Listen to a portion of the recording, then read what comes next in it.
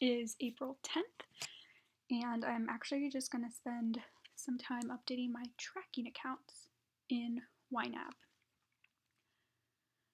So my 401k from my last job, this just has all of my contributions. It doesn't have my employer's contributions inputted right now, and for now I'm just going to leave it as is. There is more in this account, even with the market being how it is right now.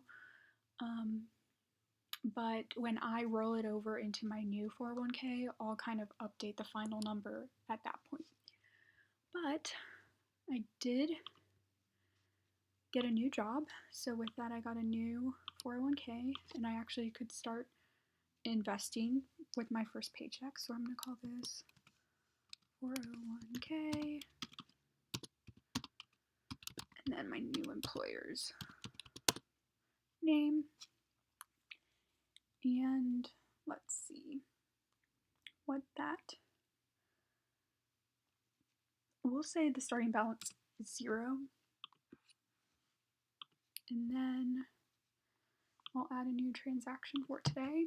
It hasn't actually posted to my account yet, but I'm going to say this is for April 10th paycheck. And the gross was 2307.70, and it was on 15%. So it was an inflow of 3, 4, 6, 16. I'm going to save that.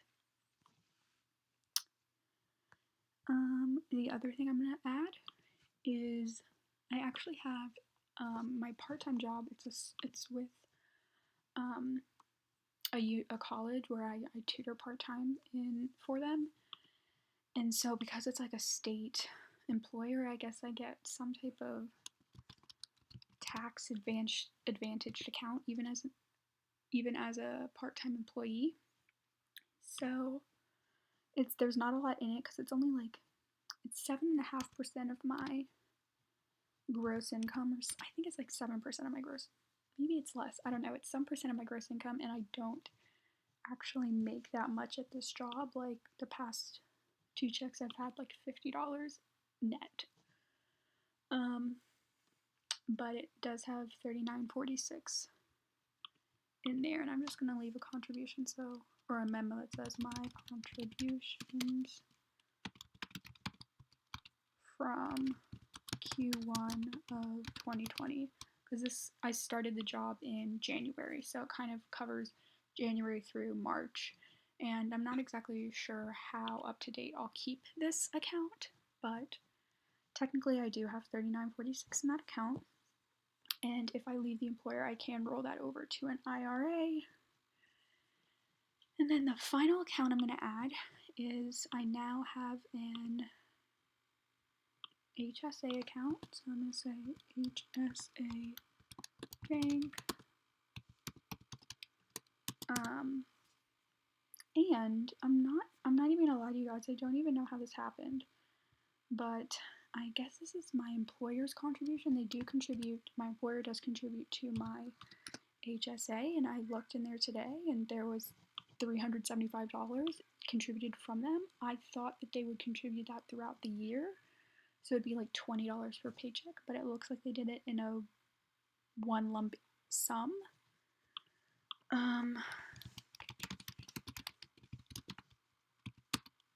So I'm just gonna, that's the balance, so I'm gonna put that in there. And then from today, I also contributed my portion, and I'm gonna say this is my contribution from the 410 paycheck, and it was an additional $166.67. So just like that, I've, maybe doubled my assets with my tracking accounts, which is great.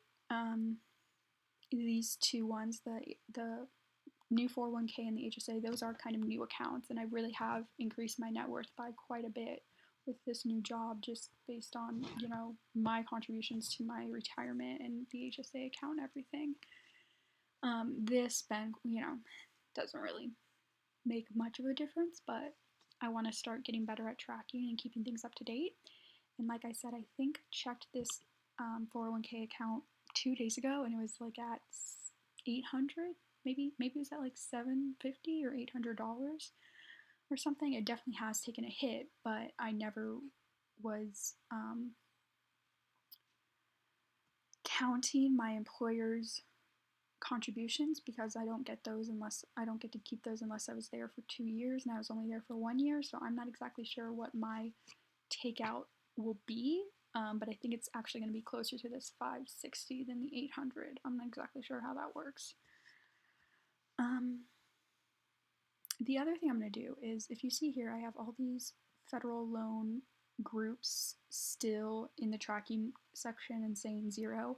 I did this because I wanted to be able to look over here and kind of see, oh, it's 0, oh, this is 0, and like kind of see my progress and keep me motivated to finish off this federal loan A and make that one 0 too. But with everything going on with COVID, I don't need to pay on federal loan A for 6 months, and I'm not going to. I'm currently, if I look at my budget,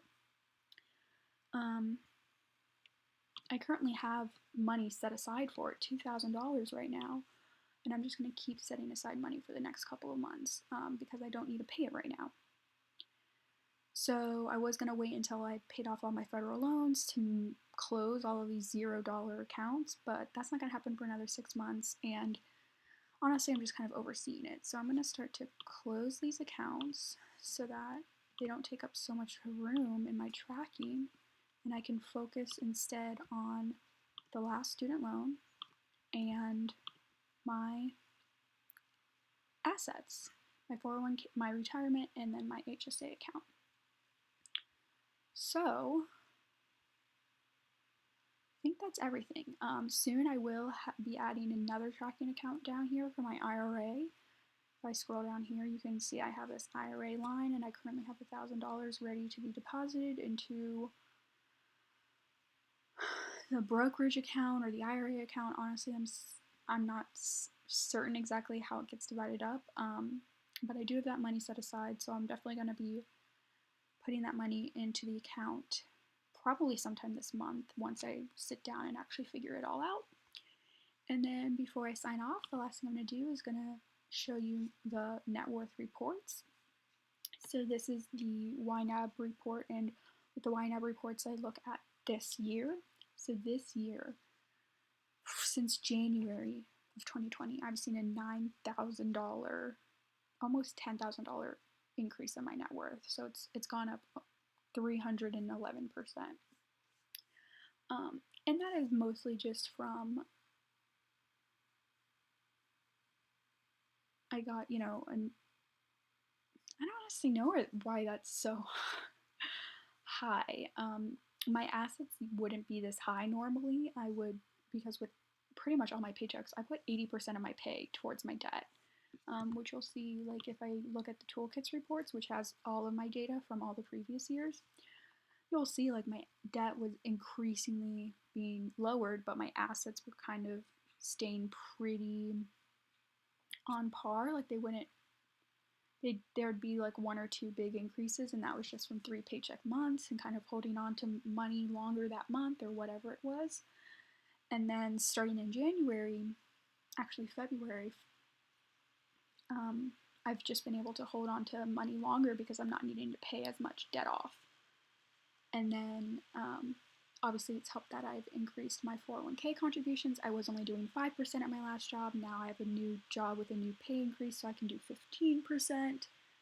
And then I'm also contributing to an HSA now, and that's, I don't know, another 8% of my paycheck. I'm not exactly sure what the numbers are, so that's definitely helped. So yeah, my current net worth is $6,589.22. I cannot believe this number right here, assets of $12,000. Like, how's that possible? Because, hold on, let me go back. Sorry, I don't mean to keep switching, but when I started in February 2019, I had $300 in assets, and that was literally, I had $23 in my savings account. If I look at this one of these closed accounts, my starting balance was $22. And then I started putting $75 a month towards my savings the first couple of months, and then starting in May of 2019, I was like, no, I really want to get a $2,000 emergency fund a lot quicker than this. So I started to save a little bit more aggressively. You can see in May, I actually had several. I put $218 into my savings account in May. But whatever. I started really with nothing. And even, in July, or yeah, even in July, like I now had, 2,800 in assets, but the big thing was I was putting all my money towards student loans. So obviously when all this, COVID is done, come the end of September, and I have to start paying on my student loans again, I'm going to have that $5,000 I need to pay it off in my, assets. And so my assets are going to take a hit, but my net worth should still be staying relatively high because it's going to wipe out all that debt. But yeah, that is everything. Go check out some of my other videos where I actually budget my paychecks. I get paid bi-weekly. And sometimes I have some other videos of where I'm updating my budget or whatnot. So thank you so much for watching. Have a good day.